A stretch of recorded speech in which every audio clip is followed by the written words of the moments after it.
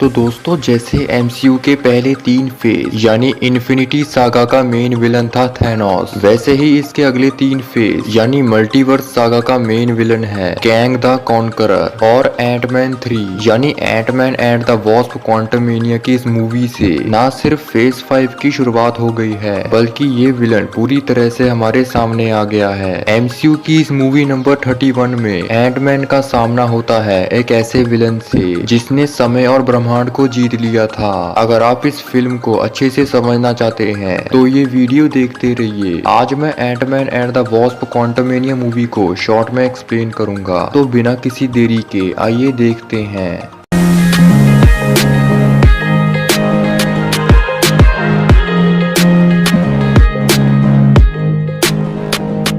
ये कहानी है नथानियल रिचर्ड्स नाम के एक साइंटिस्ट की, जिसे कैंग भी कहा जाता है। उसने ना सिर्फ मल्टीवर्स की खोज की थी बल्कि दूसरे यूनिवर्स में जाने का तरीका भी ढूंढा था, लेकिन बाद में उसे ये पता चल गया कि वो मल्टीवर्स में अकेला नथानियल नहीं है बल्कि हर यूनिवर्स में कैंग का एक वर्जन जरूर मौजूद है, जो कि सभी साइंटिस्ट ही थे जिन्होंने मल्टीवर्स और टाइम ट्रेवलिंग की खोज कर ली थी। इसलिए वो एक दूसरे से मिले और अपनी नॉलेज और टेक्नोलॉजी शेयर की। लेकिन कैंग के ज्यादातर वर्जन बहुत ही बुरे थे जिनका मकसद कई यूनिवर्स पे कब्जा करना था, इसलिए उन्होंने कई लड़ाइयां लड़ी और समय के साथ बहुत ही छेड़छाड़ की। इससे मल्टीवर्स पूरी तरह अनस्टेबल हो गया और कई यूनिवर्स आपस में टकराने लग गए। लेकिन ये सब देखने के बाद नथानियल के एक वर्जन, जिसे कैंग द कॉन्करर भी कहा जाता है, उसे बहुत ही बुरा लगा। इसलिए उसने अपने बाकी वेरिएंट्स को रोकने का फैसला किया। इस काम के लिए उसने बाकी कैंग के यूनिवर्स को तबाह करना शुरू कर दिया ताकि इससे उनका वजूद ही मिट जाए और मल्टीवर्स फिर से स्टेबल हो जाए। फिर उसने कई यूनिवर्स और टाइमलाइंस को तबाह किया जिससे वो सभी कैंग धीरे धीरे खत्म होने लगे। लेकिन जब इस बारे में उन बाकी कैंग्स को पता चला तो उन्होंने उस कॉन्करर को रोकने के लिए आपस में एक ग्रुप बनाया जिसे काउंसिल ऑफ कैंग्स कहा जाता है। इस काउंसिल में हजारों कैंग शामिल थे, लेकिन सिर्फ 3 ही कैंग इस ग्रुप के लीडर थे और इस काउंसिल का मकसद था अपने अस्तित्व को बचाना,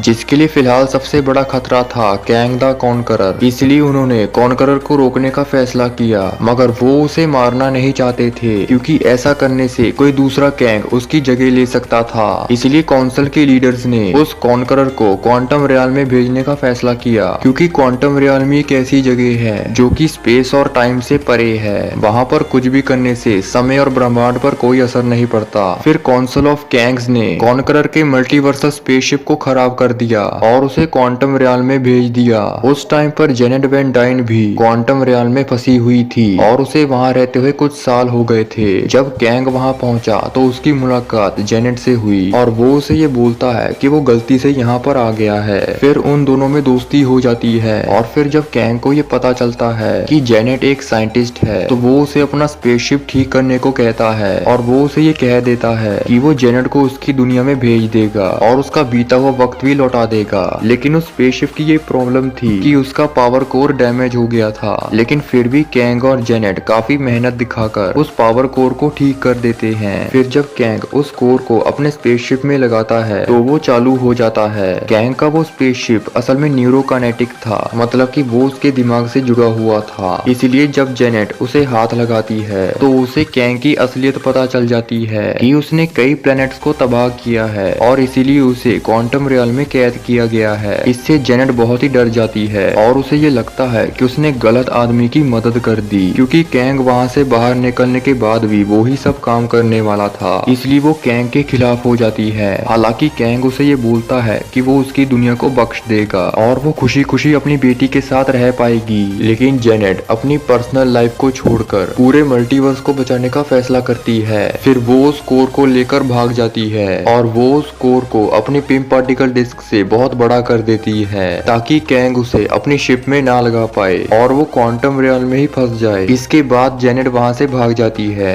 और कैंग उस कोर के बिना अपने शिप को चालू नहीं कर पाता, पर क्योंकि उसे अपना आर्मर वापस मिल गया था इसलिए वो बहुत ही शक्तिशाली हो गया था। फिर वो उसके जरिए क्वांटम रियल में कब्जा कर लेता है और वहाँ पर वो अपनी एक सल्तनत बना लेता है, इस उम्मीद में कि वो किसी दिन वहाँ से बाहर निकलेगा और वो काउंसिल ऑफ कैंग्स को हराएगा। उधर जेनेट क्वांटम रियल में में भागती फिर रही थी और उसने वहाँ के लोगों के साथ कैंग के खिलाफ जंग भी लड़ी, लेकिन उसकी ताकत के आगे कोई नहीं टिक पाया और कैंग की सल्तनत बढ़ती ही गई। लेकिन इतना सब कुछ हो जाने के बावजूद भी कैंग उस कोर को ठीक नहीं कर पाया। उसे छोटा करने के लिए कैंग को पिम पार्टिकल्स की जरूरत थी, जो कि सिर्फ जेनेट से ही मिल सकता था। इसलिए कैंग ने कई साल उसकी तलाश की, लेकिन फिर 2018 में जेनेट हैंक पिम की मदद से क्वांटम रियल्म से बाहर निकल आई और उसने ये कसम खाई कि वो दोबारा कभी क्वांटम रियल्म में नहीं जाएगी। इस तरह से कई साल बीत जाते हैं। फिर 2025 में स्कॉट और हैंक का परिवार खुशी खुशी रहने लगते हैं। स्कॉट की बेटी कैसी भी अब अपने पिता की तरह ही दूसरों की मदद कर रही थी।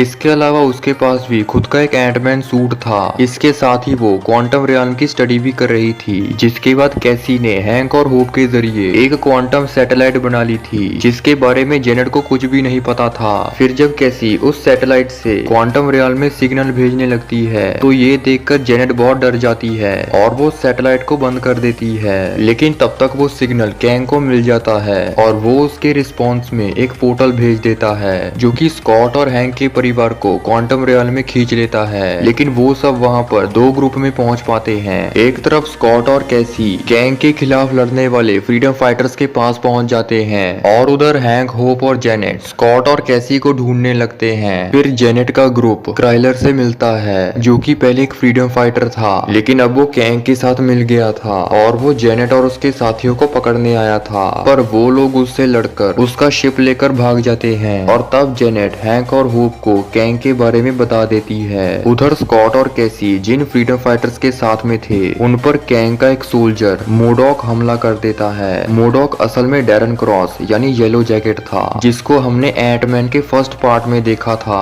उस मूवी में जब स्कॉट ने डैरन का सूट खराब किया था, तो उससे डैरन मरा नहीं, बल्कि वो क्वांटम रियल्म में पहुंच गया और वहां पर उसका शरीर बहुत ही बिगड़ गया था। लेकिन कैंग ने उसकी मदद की और उसे बना दिया mechanized organism designed only for killing, यानी कि मोडॉक। तब से वो कैंग के लिए काम कर रहा है। फिर मोडॉक स्कॉट और कैसी और उन फ्रीडम फाइटर्स को पकड़ लेता है और उन्हें कैंग के हवाले कर देता है। फिर कैंग वहां आता है और वो स्कॉट को ये कहता है कि अगर वो उसका पावर कोर ठीक कर देगा तो वो उन्हें वापस घर जाने देगा। लेकिन स्कॉट इसके लिए मना कर देता है। लेकिन कैंग उसे कैसी को मारने की धमकी दे देता है, जिसके लिए स्कॉट को उसकी बात माननी पड़ती है। फिर कैंग उसे उस पावर कोर वाली जगह में ले जाता है। वहाँ पर उस कोर की शक्ति से स्कॉट के हजारों वेरिएंट्स बन जाते हैं, मगर वो मिलकर भी उस कोर को ठीक नहीं कर पाते। लेकिन तभी हैंक, होप और जेनेट वहाँ आ जाते हैं और फिर होप स्कॉट की मदद करती है और वो दोनों मिलकर अपने पिम पार्टिकल डिस्क से उस कोर को छोटा कर देते हैं। वो लोग उस कोर के बदले में कैसी को छुड़ाने वाले थे, लेकिन कैंग उनसे वो कोर छीन लेता है और वो कैसी को छोड़ने से मना कर देता है। इसलिए स्कॉट और होप कैंग से लड़ते हैं, मगर वो उन्हें हरा देता है और फिर वो जेनेट को किडनैप करके वहाँ से ले जाता है, जिसके बाद वो जेनेट को अपना असली इरादा बता देता है।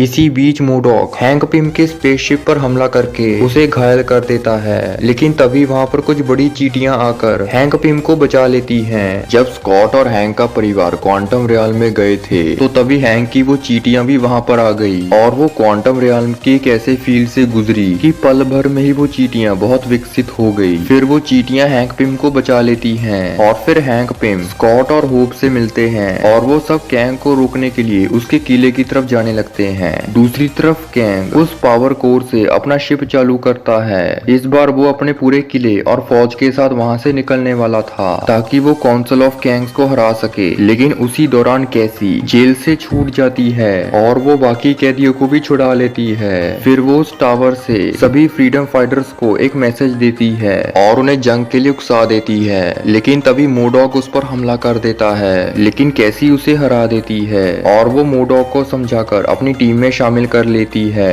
फिर हैंक, होप और स्कॉट भी वहाँ पर आ जाते हैं। फिर स्कॉट जायंट मैन बन जाता है और वो कैंग के पूरे शहर को तबाह करने लगता है, जिसमें सभी फ्रीडम फाइटर्स भी उसकी मदद करते हैं। फिर कैंग वहाँ से भागने की कोशिश करता है, लेकिन स्कॉट उसके किले को तबाह कर देता है, जिससे कैंग बहुत ही गुस्सा हो जाता है और वो सभी को मारने लगता है। लेकिन तभी हैंक पिम अपनी चींटियों की विशाल सेना के साथ वहाँ आ जाते हैं और वो कैंग पर हमला कर देते हैं। फिर कैंग एक एनर्जी शील्ड बनाता है, लेकिन तभी मोडॉक वहाँ आ जाता है और वो कैंग की शील्ड तोड़ देता है, जिससे वो चींटियां कैंग के ऊपर भिड़ जाती हैं। लेकिन उधर मूडॉक बहुत ही घायल हो जाता है और वो मर जाता है। उधर जेनेट कैंग के कंप्यूटर और उस पावर कोर से धरती पर जाने का एक पोर्टल खोल देती है, जिससे हैंक, होप, जेनेट और कैसी बाहर निकल आते हैं। लेकिन स्कॉट के बाहर आने से पहले ही वहाँ पर कैंग आ जाता है, जो कि उन चींटियों से बच गया था, और वो उस पोर्टल की तरफ जाने लगता है। लेकिन स्कॉट उसे रोकने लगता है, मगर कैंग उस पर बहुत भारी पड़ता है। लेकिन तभी स्कॉट दोनों तरह की पिंप पार्टिकल डिस्क से उस कोर पर हमला कर देता है, ताकि वो कोर खराब हो जाए और कैंग वहाँ से निकल ना पाए। ये देखकर कैंग उस पोर्टल की तरफ भागता है, लेकिन तभी होप वहाँ आ जाती है